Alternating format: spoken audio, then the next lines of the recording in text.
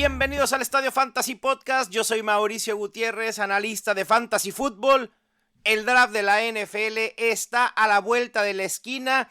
Solo unos días más para conocer el destino de los principales prospectos.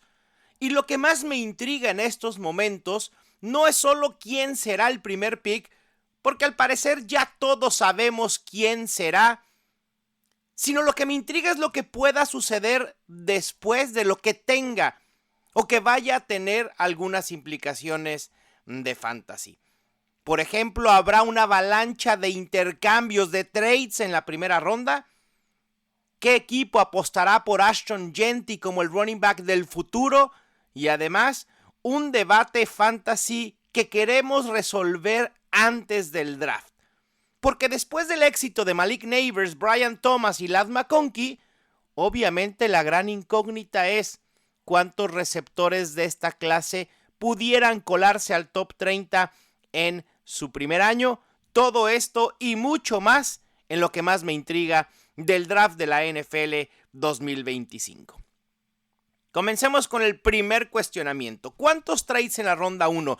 Porque la realidad es que los equipos han estado muy callados, muy silenciosos en ese aspecto. De hecho, este año, el 2025, fue el primero en toda la era moderna en el que los 32 equipos al inicio del año nuevo de la liga en marzo tenían en su poder su selección de primera ronda del próximo draft, y esto aún sigue así. No ha habido movimiento alguno, y si no se realiza ningún trade de primera ronda antes del 24 de abril, será la primera vez desde el 2014 que ninguna selección de primera ronda es tradeada entre el inicio oficial de la temporada y la primera noche del draft. Vamos a ver qué sucede ya en la noche del draft. Ahí, esa es otra historia, porque ahí sí espero ver trades.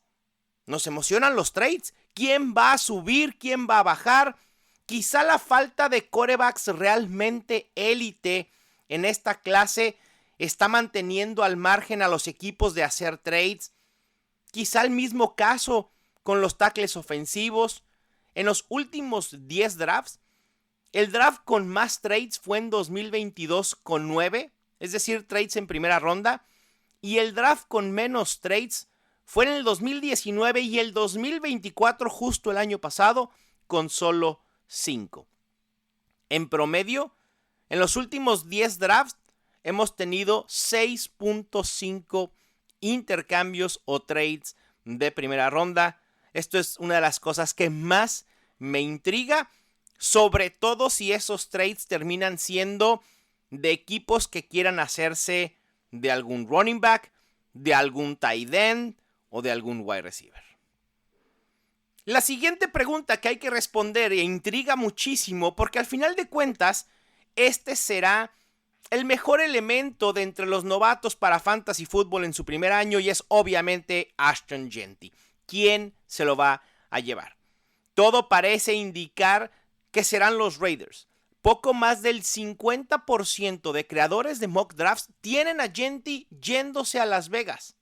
Y hay muchos reportes que indican justamente eso, que los Raiders están considerando a Jeanty. Sin embargo, hay un spin, hay un cambio quizá de mentalidad que debamos tener en consideración para considerar si realmente Jeanty se va a los Raiders. Primero, en el pick 4 están los Patriots y los Patriots necesitan playmakers.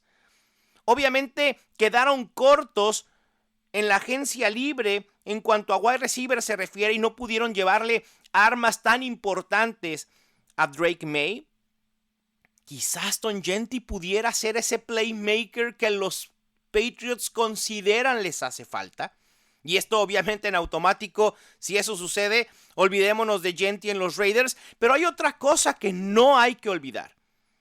El actual coordinador ofensivo de los Raiders es Chip Kelly, quien fue coordinador ofensivo de Ohio State el año pasado. ¿No haría más sentido para los Raiders, un equipo con muchos huecos y muchas necesidades, ir por alguna otra posición en el pick 6 y esperar en la ronda 2 por alguno de los running backs de Ohio State, running backs que estuvieron en la tutela de Chip Kelly el año pasado? En los últimos 20 drafts, solo 13 corredores han sido elegidos en los primeros 10 picks. Desde leyendas como Adrian Peterson o Christian McCaffrey, hasta busts como Trent Richardson. La última vez que un running back fue elegido en el top 10 fue en el 2018, cuando Saquon Barkley se fue en el pick número 2. La incógnita es a dónde se irá Ashton Jeanty. Me parece que lo que no es incógnita es que es un hecho que por lo menos será un pick top 10. Me parece que los destinos están entre los Patriots en el pick 4, los Raiders en el pick 6 y su piso serán los Bears en el pick 10. Si los Raiders dejan pasar a Ashton Jeanty, aquí esperaría en los picks del 7 al 10 o del 7 al 9 trades de equipos que quieran a Jeanty para tratar de evitar que se los ganen los Bears. Vamos a ver qué sucede. Y otra historia adyacente que me intriga, que tiene que ver con running backs, es cuántos corredores se irán además de Jeanty en la primera ronda. ¿2? ¿3? Esta es una muy buena generación de corredores. Pero se ha revalorado tanto la posición como para que los equipos apuesten tan fuerte por un running back. La camada es tan profunda que vale la pena mejor esperar a segunda o tercera ronda que subir en primera ronda o elegir en primera ronda a otro de los running backs. Yo estaría apostando porque van a ser 2 corredores. Jeanty en el top 10 y después Omarion Hampton a los Broncos haría mucho sentido. Y obviamente siempre queremos cuestiones positivas que vayan a impactar favorablemente al fantasy fútbol. Pero también tenemos el otro lado de la moneda. Equipos que pueden ser aguafiestas. Y la verdad es que cualquiera puede serlo. Pero hay muy pocos escenarios realistas en este draft en que podamos tener impacto negativo en el valor fantasy de algunos jugadores. ¿Qué tal si los Bengals o los Chargers eligen un corredor en pick 17 o en el pick 22 o incluso en la segunda o tercera ronda? Ahí estaríamos hablando de un impacto negativo para Chase Brown y para Najee Harris. En general, puede darse el panorama de equipos sin una clara necesidad de corredores le quiten posibilidad de impacto inmediato a los novatos, similar a lo que nos sucedió el año pasado. Recuerden que una de las grandes historias post-draft del 2024 fue justamente eso. Los grandes perdedores fueron los corredores novatos. Y el tiempo nos dio la razón, porque hubo muy pocos que lograron ser relevantes. Hubo muy pocos corredores que llegaron a destinos ideales donde había volumen para que pudieran acapararlo. Y esto obviamente es un tema a seguir durante jueves, viernes e incluso el sábado. También el talento como Tyler Warren o Colston Loveland, los tight ends, es tanto. Daniel Jeremiah los tiene, me parece que en su top 15 de talento en general para este draft. Pero a pesar de ese talento, se espera que puedan caer en el draft por valor posicional y por otras necesidades que tienen los equipos. El problema con ellos es que pudiera haber equipos que, sin realmente necesitarlos, los tomen solo por ser los mejores disponibles en ese momento. Hay equipos que, a pesar de las necesidades, se enfocan en el mejor valor posible que pueden conseguir en el draft. Y recuerden lo que pasó con los Raiders justamente el año pasado cuando seleccionaron a Brock Bowers. Decíamos, no, Brock Bowers no era una necesidad para los Raiders porque venían de haber seleccionado un año antes a Michael Mayer. Pero Brock Bowers era un talento generacional que cambió la cara de esta ofensiva.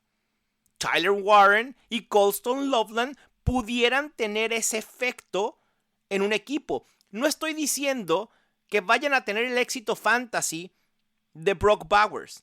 Lo que estoy diciendo es que un equipo en específico pudiera pensar que alguno de estos tight ends tiene un talento tal para tener un efecto similar en su ofensiva como lo tuvo Brock Bowers. Y esto me lleva a otra incógnita más, a otra intriga más. ¿Podrán Tyler Warren o Colston Loveland intentar replicar lo que hicieron Sam Laporta o Brock Bowers en su primer año?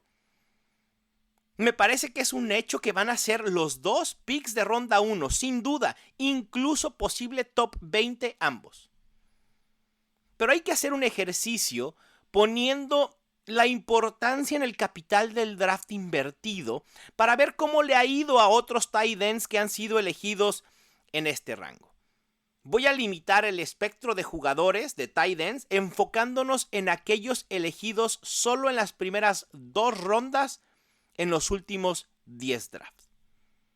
Y aquí tenemos un total de 25 tight ends que han sido elegidos en ronda 1 o 2.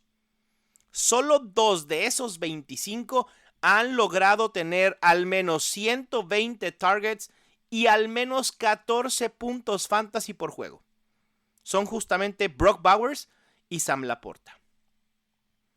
4 de 25 han logrado tener al menos 100 targets y generar al menos 10 puntos fantasy por juego en su temporada de novato. A Brock Bowers y a Laporta se unen a esta lista Evan Engram y Kyle Pitts. Sí, aunque no lo crean, Kyle Pitts. Muchos no lo recuerdan quizá, pero Kyle Pitts logró tener una muy buena temporada de novato. Después se nos ha desinflado por completo. Solo 5 han tenido al menos 90 targets. Los 4 ya mencionados, y aquí agregamos a Dalton Kincaid. Y solo 6 de 25 han logrado tener al menos 60 recepciones en su primer año en la NFL. Los ya mencionados, y agregamos aquí a Pat Freiermuth. Realmente es muy difícil producir en un primer año para un tight end. Veamos el caso de Trey McBride, uno de los mejores tight ends en la actualidad en la NFL, pero en el 2022 tuvo solo 39 targets, 29 recepciones, 265 yardas recibidas y un touchdown. En aquel entonces, Zach Ertz todavía era parte de los Cardinals. Por eso el destino se vuelve tan importante y tan intrigante para el valor fantasy de ciertos elementos. El caso de TJ Hawkinson en el 2019, 59 targets, 32 recepciones, 367 yardas recibidas y 2 touchdowns. Y lo mismo pasó con David Njoku, un tight end que ha sido relevante en fantasy la gran mayoría de sus años en la NFL, excepto su año de novato en 2017. 60 targets, 32 recepciones, 386 yardas recibidas, 4 touchdowns. Creo que aquí estamos viendo cierta tendencia, donde el camino a la relevancia fantasy de inmediato para un tight end es obviamente el volumen, como sucede con casi todas las posiciones. Creo que los números mágicos de los tight ends está en al menos 100 targets y al menos 60 recepciones. Hay varios equipos, varios destinos donde estos tight ends pudieran tener alta posibilidad de dominar en volumen. Los Panthers, por ejemplo, los Colts o incluso los mismos Patriots. El problema es que los Patriots tienen un pick tan alto que no hace sentido proyectar a Tyler Warren o a Colston Loveland, a menos que los Patriots pudieran subir en la primera ronda, en la parte media final de la ronda 1 y tomar a uno de estos tight ends. Hay otros destinos en los que pudieran colocarse como el número 2 detrás del arma principal. Los Chargers, por ejemplo, detrás de Ladd McConkey. Los Giants, que pueda ser uno de estos tight ends, el número 2 detrás de Malik Neighbors. En los Jets, alguien detrás de Garrett Wilson. Y en los Titans, alguien detrás de Calvin Ridley. El problema es que no todos estos equipos tienen un pick como para poder elegir a Warren o a Colston. Quizá alguno de estos dos podría ser top 12 en su primer año, en el destino ideal, donde nos aseguren pueda tener volumen, pero no los veo que puedan estar en rangos como los de Bowers o Laporta. Así que, aunque lleguen al destino ideal, habría que limitar expectativas. Hablando de wide receivers, obviamente Travis Hunter para muchos es el mejor wide receiver de esta clase si lo consideramos como un receptor. La buena noticia es que los Browns al parecer están viendo a Travis Hunter más como un receptor que como un cornerback. Pero hablemos de quien para muchos es el número 1 si consideramos que Travis Hunter jugará más de corner que de wide receiver, y Tyrod McMillan. ¿Puede llegar a un equipo donde pueda ser el wide receiver principal? La verdad es que ser el wide receiver número 1 de un equipo luce como un rol poco probable para McMillan, al menos al inicio de su carrera. Los Panthers es un equipo donde pudiera colocarse como el receptor principal. Tienen a Adam Thielen, a Jalen Coker, a Xavier Legette, a Jatavion Sanders de tight end.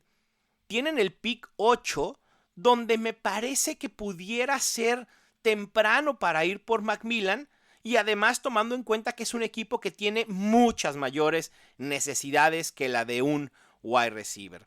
Después están los Colts, que tienen a Josh Downs, a Michael Pittman, a Alec Pierce, a Adonai Mitchell. Tienen el pick 14. Aquí McMillan haría sentido por valor si es que los Cowboys no lo seleccionan en el 12. Yo tengo en mi mock draft a Tyrod McMillan yéndose a los Cowboys. Pero obviamente en este equipo no lo podemos perfilar como el wide receiver 1 porque tenemos a CeeDee Lamb. Los Colts tienen otras necesidades, pero me parece que aquí con los Colts en el pick 14 podemos abrir la ventana para un wide receiver, para un tight end incluso. El escenario más probable para McMillan es que sea un wide receiver 2, que después pueda llegar eventualmente a ser el principal, o una especie de un wide receiver 1B, al estilo de T. Higgins quizá. En los Cowboys, como lo dije en el pick 12, sería un gran complemento para CeeDee Lamb y más armas para Dak Prescott. En los Seahawks en el pick 18 también haría sentido, aún con la adición de Cooper Kupp. Me parece que necesitan wide receivers. En los Broncos en el pick 20, este es un escenario poco probable porque no veo manera que McMillan vaya a caer al 20. Pero en el draft todo puede suceder. Después vemos cada locura donde jugadores que esperábamos se fueran en el top 15 comienzan a caer y se van al final de la ronda 1 o a principios de la ronda 2. Vamos a ver qué sucede con McMillan, porque no todos los scouts y no todos los equipos perfilan de igual manera a un jugador. Los Broncos, insisto, tienen el pick 20 y si no es un running back ahí, pudiera ser un receptor. Eventualmente McMillan podría ser el wide receiver principal, pero de inicio sería el número 2 detrás de Courtland Sutton. Hay otros equipos donde McMillan podría impactar, pero me parece que ya están fuera de rango en el draft, por lo mismo que les decía que es poco probable que McMillan vaya a caer tanto en ronda 1. Imagínense Tyrod McMillan cayendo en el draft, en un draft llevado a cabo en Green Bay. Los Packers están en el reloj en el pick 23 y McMillan sigue disponible. Este sería uno de los mejores escenarios fantasy para el wide receiver, porque en los Packers es muy probable que si se mantiene sano y es constante, pueda reclamar la posición de número 1 entre los receptores para Jordan Love. En los Ravens en el pick 27 también haría sentido para complementar a Zay Flowers, y en los Bills en el pick 30 ni se diga. Pero me parece que estos dos, especialmente a los Ravens y a los Bills, parece más un sueño guajiro que una posibilidad real de que suceda. Y ya para cerrar, y siguiendo con los wide receivers, la gran incógnita: ¿cuántos receptores top 30 podrán salir de entre los novatos? Esta es una muy buena pregunta, porque obviamente nuestra relación con los novatos, en específico con los receptores, si tomamos el caso inmediato anterior es de una bonanza fantasy, no quiero decir nunca antes vista, pero sí rara. Malik Nabers, Brian Thomas, Ladd McConkey, por momentos Marvin Harrison, aunque resultó ser más un bust en su primer año que una realidad. Creo que Marvin Harrison tiene el talento para ser nuevamente un wide receiver top 20, pero le ha costado trabajo. Pero al final de cuentas tuvimos buena producción de novatos. Ahora tenemos a Tyrone McMillan, a Emeka Egbuka, al propio Travis Hunter, a Matthew Golden, a Luther Burden, a Tre Harris. Son los nombres más relevantes en la posición de receptor. Pero vamos a hacer el mismo ejercicio que hicimos de alguna manera con los tight ends. Tomemos lo que ha pasado en los últimos 10 años. Y aquí voy a abrir el abanico por completo, aunque la muestra vaya a ser muchísima, altísima. Pero quiero abrir un poco los ojos de qué tan raro o no tan raro es tener wide receivers relevantes en fantasy en su primer año. En los últimos 10 años, alrededor de 326 receptores han sido seleccionados, aquí sí, sin importar el capital del draft. Solo uno de 326 ha generado al menos 18 puntos fantasy por juego en su primer año, y es obviamente Malik Nabers el año pasado. 5 wide receivers con al menos 17 puntos fantasy por juego. El propio Malik Nabers, Ja'Marr Chase, Puka Nacua, Justin Jefferson y Michael Thomas. Y aquí vamos a empezar a hacer un embudo mucho más interesante. Porque 4 de estos 5 wide receivers que acabo de mencionar fueron elegidos en los últimos 5 años. Es decir, la muestra es de los últimos 10 años, pero después la podemos empezar a acotar para dimensionar lo factible que se está volviendo que tengamos wide receivers novatos relevantes. En esos últimos 10 años hemos tenido 10 receptores con al menos 15 puntos fantasy. A la lista anterior se unen Brian Thomas, Brandon Ayuk, Jalen Waddle, Ladd McConkey y Tank Dell. Lo realmente interesante es que 9 de esos 10 receptores han sido receptores elegidos en los últimos 5 años. Las últimas generaciones de wide receivers han sido muy sólidas. Y después tenemos 22 receptores novatos con al menos 13 puntos fantasy. 16 de esos 22 han sido receptores elegidos en los últimos 5 años. En cuanto a volumen se refiere, en los últimos 10 años tenemos 26 receptores con al menos 100 targets en su primer año y 21 de esos 26 fueron drafteados en los últimos 5 años. La tendencia es clarísima. Hablando de recepciones, 31 receptores con al menos 60 recepciones y 24 de esos 31, sí, adivinaron perfectamente, han sido drafteados en los últimos 5 años. Es clara la tendencia de la NFL de dar una mayor utilización inmediata para wide receivers novatos, como lo hemos visto en las últimas 5 temporadas.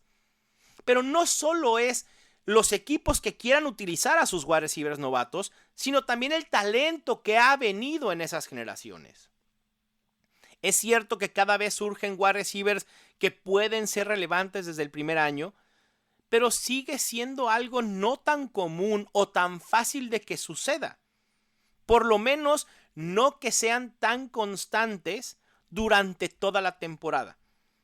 Quizá de esta clase podamos esperar que 1, quizá 2 puedan ser constantes como lo fue Ladd McConkey.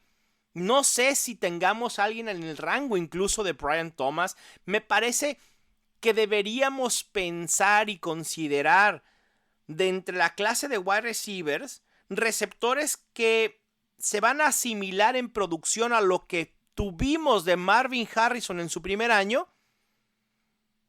que wide receivers que se asimilen o asemejen la producción que tuvieron McConkey, Brian Thomas, ni se diga Malik Nabers. Lo de Malik Nabers es extraordinario, es una excepción por completo, el mejor wide receiver novato en fantasy en los últimos 10 años, y no veo un camino donde alguno de estos receptores que llegarán a la NFL puedan tener tanto volumen como lo tuvo Neighbors en los Giants.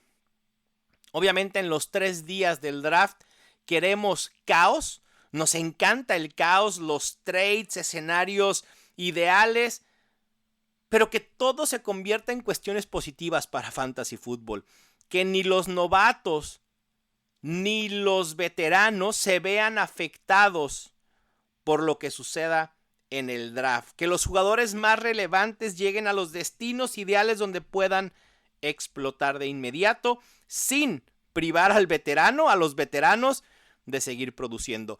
Es un escenario poco probable. Habrá escenarios donde el valor fantasy se vea afectado y estamos solo a días de saber cuál puede ser ese escenario y cuál puede ser el potencial de los novatos en sus nuevos equipos.